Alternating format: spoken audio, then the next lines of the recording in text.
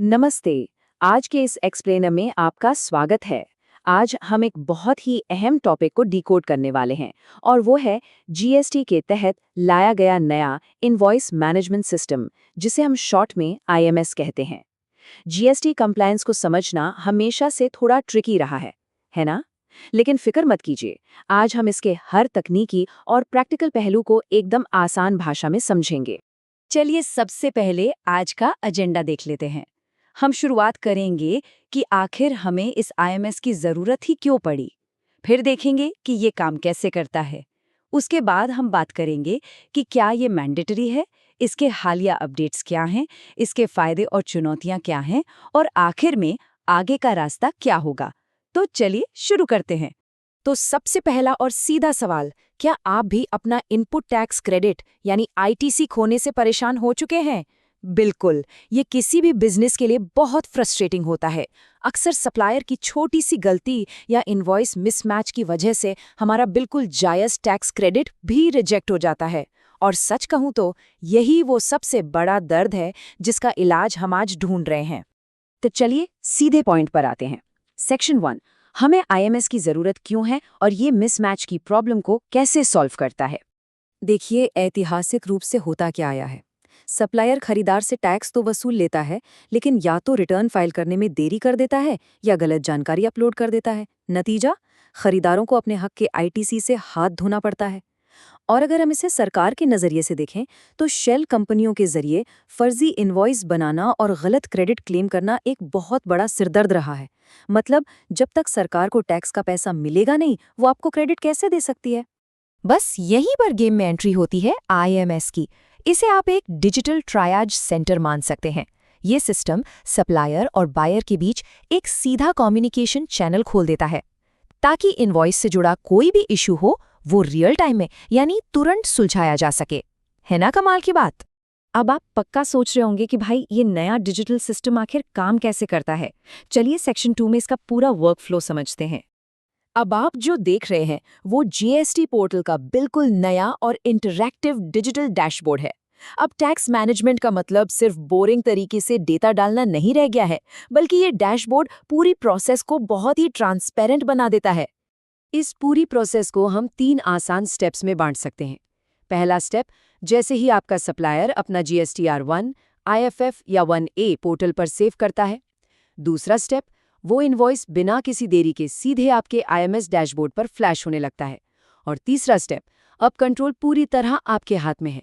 आपको उस इनवॉइस पर एक्शन लेना है, या तो उसे एक्सेप्ट करें, रिजेक्ट करें या फिर भविष्य के लिए पेंडिंग छोड़ दें। अब यहाँ सबसे क्रूशियल सवाल आता है, आपके इन ऑप्शंस को चुनने से आपके ऑटो जनरेटेड जीएसटीआर 2B पर क्या असर पड़ेगा। इसे ध्यान से समझिए। अगर आप इनवॉइस को एक्सेप्ट करते हैं तो वो तुरंत आपके जीएसटीआर 2B का हिस्सा बन जाता है। रिजेक्ट करने पर वो जीएसटीआर 2B और आईटीसी रिपोर्ट से पूरी तरह बाहर हो जाता है। अगर आप पेंडिंग रखते हैं तो वो अगले महीने के लिए कैरी फॉरवर्ड हो जाएगा। लेकिन सबसे ज़रूरी बात, अगर आप कोई भी एक्शन नहीं लेते हैं यानी नो एक्शन, तो सिस्टम इसे ऑटोमैटिकली एक्सेप्टेड या डीम्ड एक्सेप्टेड मान लेगा। तो आपको अलर्ट रहना होगा। ये सब सुनने में बहुत सिस्टमैटिक लग रहा है, पर क्या अभी से इसका इस्तेमाल करना सबके लिए मैंडेटरी है? आइए सेक्शन 3 में देखते हैं। तो इसका सीधा सा जवाब है, फिलहाल के लिए ये जीएसटीएन द्वारा दी गई एक ऑप्शनल यानी वैकल्पिक सुविधा है।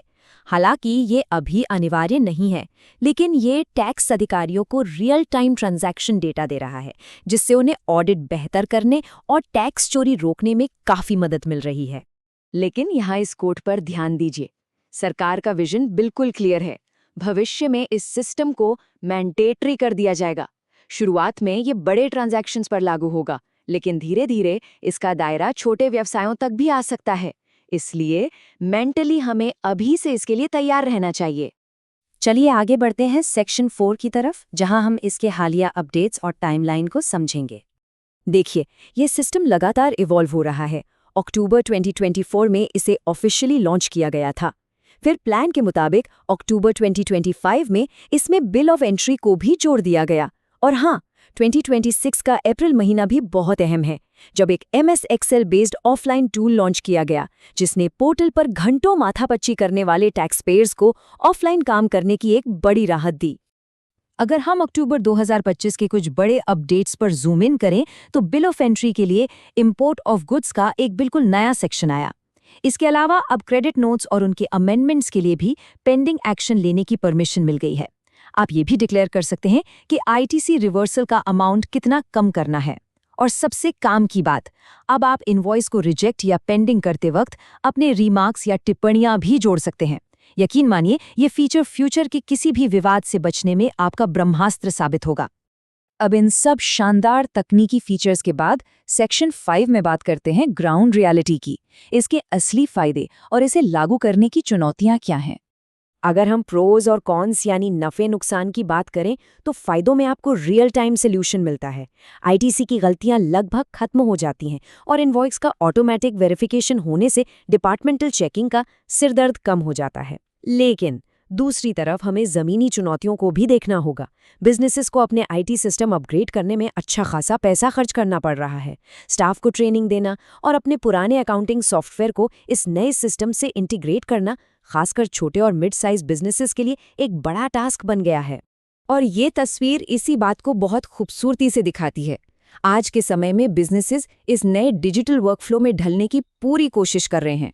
देखिए, शुरुआत में सिस्टम इंटीग्रेशन की वजह से थोड़ी परेशानी और खर्चा ज़रूर आ सकता है, लेकिन अगर हम लॉन्ग टर्म में सोचें तो ये आपके टैक्स कंप्लायंस को बेहद सिक्योर और एफिशिएंट बना देगा। चलिए अब अपनी इस चर्चा को समेटते हैं और आते हैं अपने आखिरी सेक्शन पर, आगे का रास्ता और भविष्य की तैयारी। कुल मिलाकर लबो-लुबाब ये है कि आज अगर आप IMS में अपना समय और संसाधन इन्वेस्ट करते हैं तो ये आपके बिजनेस को इस तेजी से बदलते रेगुलेटरी माहौल में मजबूती से खड़ा रखेगा। इसीलिए हमारी सलाह यही है कि अपने इनवॉइसेस को ध्यान से रिव्यू करें और क्रेडिट नोट्स को स्मार्ट तरीके से मैनेज करें। डेटा में ट्रांसपेरेंसी लाने की दिशा में ये वाकई एक गेम चेंजर कदम है। लेकिन इस एक्सप्लेनर को खत्म करने से पहले एक सवाल मैं आपके लिए छोड़कर जाना चाहता हूं। आज शायद ये सिस्टम सिर्फ बड़े बिजनेसेस तक सीमित लग रहा हो, लेकिन जरा सोचिए, जब ये सबके लिए मैंडेटरी हो जाएगा और लिमिट्स कम कर दी जाएंगी, तब हमारे छोटे बिजनेसेस इस कंप्लायंस के भारी भरकम बोझ को कैसे संभालेंगे? क्या हमारा इंफ्रास्ट्रक्चर सच में इसके लिए तैयार है? सोचिएगा जरूर। आज के इस एक्सप्लेनर में हमारे साथ जुड़ने के लिए आपका बहुत बहुत शुक्रिया। अपडेटेड रहें और कंप्लायंस को आसान बनाते रहें।